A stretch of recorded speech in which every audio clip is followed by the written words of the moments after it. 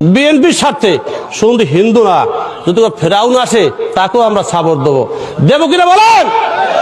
এই ফেসবুকের মধ্যে রাজনৈতিক কথা বা রাজনৈতিক বক্তব্য দেওয়ার ইচ্ছা বা আকাঙ্ক্ষা আমার কোনোটাই নেই। তারপরেও এই ভিডিওর প্রতিবাদ না করে পারলাম না।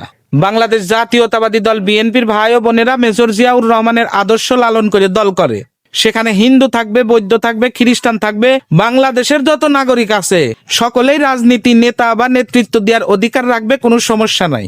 কিন্তু এই দালালের বাচ্চা দালাল ফিরাউনকে এই রাজনীতির মধ্যে টেনে এনেছে। তিনি বলেছেন বিএনপির স্বার্থে ফিরাউনের সঙ্গে কাজ করতেও রাজি, যেই ফিরাউনকে স্বয়ং রব্বুল আলামিন নিজে লানত দিয়েছেন, পৃথিবীর সবচেয়ে বড় স্বৈরাচার বলে ঘোষণা করেছেন, সেই ফিরাউনের সঙ্গে কাজ করতেও এই দালাল রাজি।